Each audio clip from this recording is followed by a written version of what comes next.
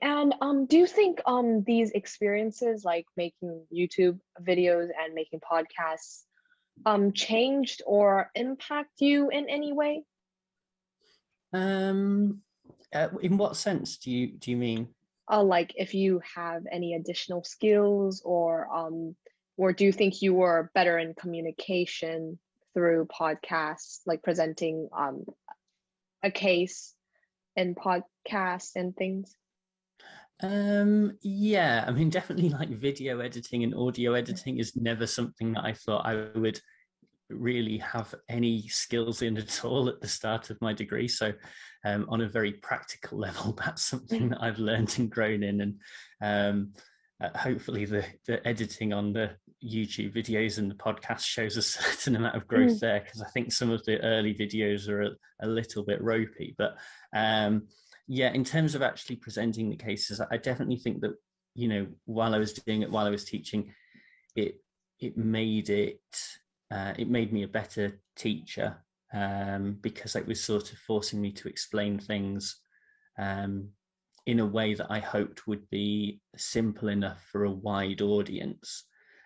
Which isn't to say I was dumbing it down. There's a fine line between sort of dumbing something down and making something simple and accessible.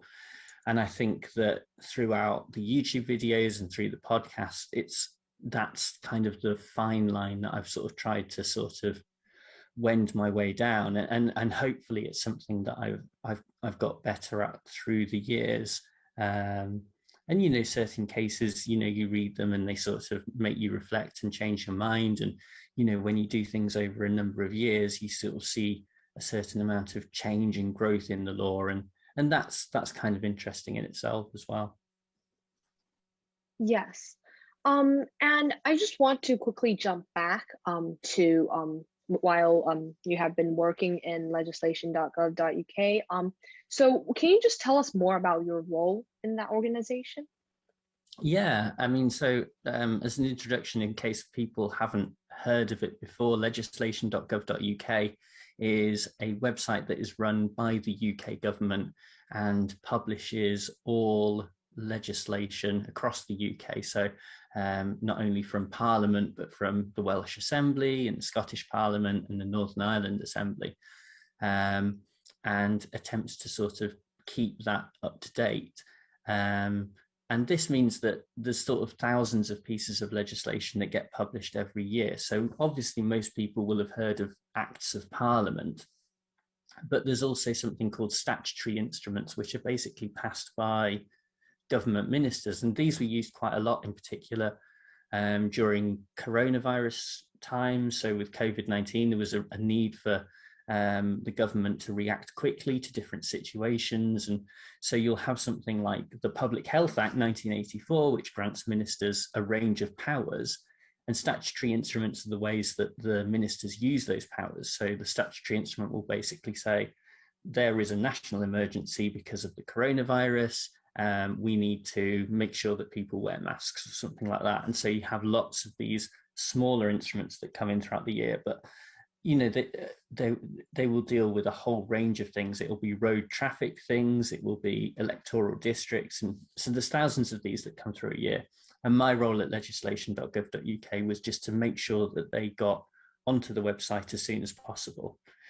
So especially for something like emergency legislation, it was really important that as soon as Parliament had said, yes, this is the law, that was available for people to see it, because a huge part of the rule of law is people are able to sort of go and read what the law says and critique it and make sure that they understand it. So that was essentially my role. On a more technical level, I was sort of helping to make sure that all of the formatting was consistent and that the data that was picked out of the instruments was there and available. So at the end of the year, you'd be able to see which government department produced the most instruments per year, or certain departments they would increase, and people who were doing academic research would be able to look into that. So on a basic level, that was my role at legislation.gov.uk. Yes. So, working in this organization, what do you think are the I guess, things that you think people get wrong about legislation process or the UK legislation? It's a difficult one to say. I think that, as I say, the role of statutory instruments is probably the big one. So most people will think of Acts of Parliament, and they are, important in terms of how they're produced each year. But then there's also these statutory instruments which will often change each other or change Acts of Parliament, or make different substitutions to the law. And I think that people, maybe the greatest misunderstanding is that UK law is kind of like a living thing. So it's always changing and always growing on a day-to-day basis. There will be 3 or 4 SIs just published today, and they will make changes to the law that, maybe there is sort of like certain specific area. But I think that the idea that law in the UK is a living, growing organism is quite an interesting thing that is often overlooked by people, and that has advantages and disadvantages compared to a system like in France or America, where the law tends to be more stable and doesn't change as much.